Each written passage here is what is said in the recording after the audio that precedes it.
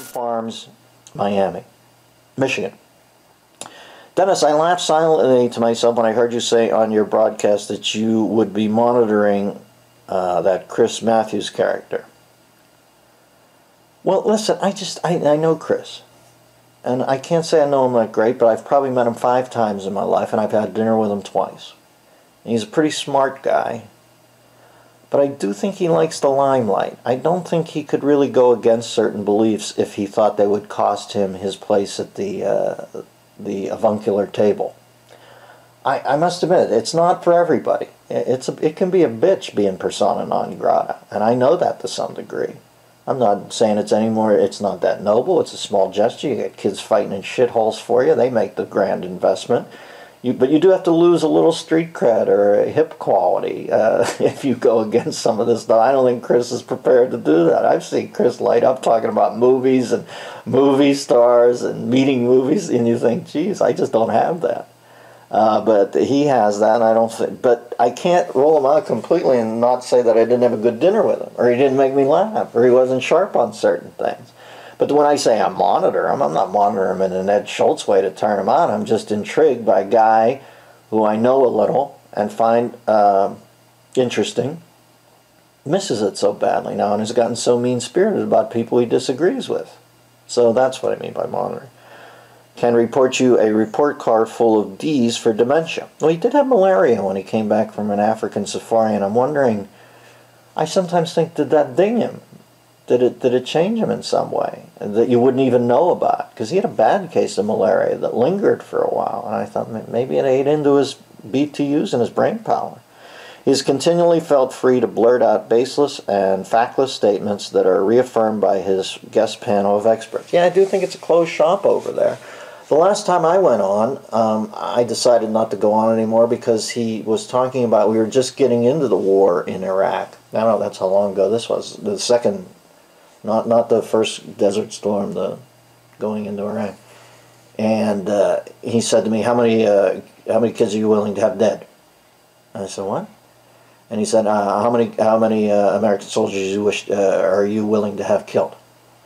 And I said, I'll let our military experts put a number on it. I'm not a military tactician. I do feel, though, that it's time for us to confront bad guys in the world, and this seems to be the place where we can insert ourselves right now. It was a pretty measured answer, and I don't have any idea about numbers. And if you ask me how many am I willing to have die, none. I feel horrible about that. But it seems to be the nature of war, and as much as I'd like to think I could go out and talk to the 250,000 kids out there or, been in that conflagration or going to it or were in it and convince them all not to lead their life that way, it seems like folly. They don't give a shit about men like me. They do it for their own reasons, and I'm thankful they do it to protect us. So it seemed like a silly Sally Quinn, Ben Bradley cocktail party question.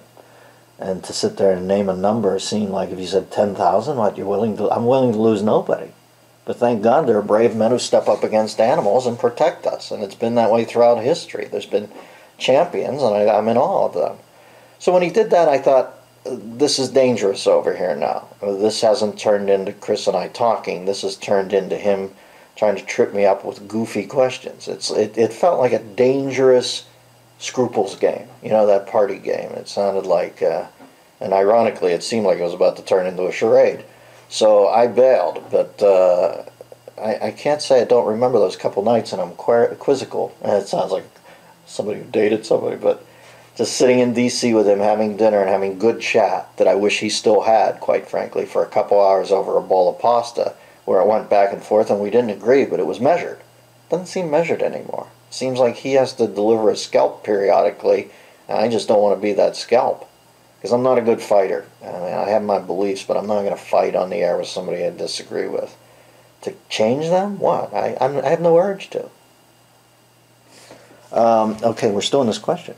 Keeping track of the intellectual hallucinatory being spewed forth by this MSNBC creation, he is truly a train wreck, and I feel proud to chronicle it. All right, Bobby. Yeah, I got to admit, it doesn't make sense to me anymore. I just know somewhere in there's a germ of a decent guy. So it can point out how poisonous this whole process can be. And I'm not going to do the whiny thing where I wish it wasn't. I'm glad it is. I think it'll lead us to some Something's going to happen. There's that great scene in 2010, the minor sequel to 2001, but there is that great scene where Keir Dullea is standing there as an old man in that robe, and Roy Scheider comes upon him in the pod room, and he says, something wonderful is about to happen. And I think something's, I can't tell you what it is right now, but something's afoot. And finally we're getting it out in the open, and I think somewhere in the next 50 years we'll figure it out. But right now we've at least exposed how much we disapprove of each other, or our beliefs. Enjoy these samples of the Bathrobe Sessions, a weekly video available only to members of the DMZ, the Dennis Miller Zone, on DennisMillerRadio.com.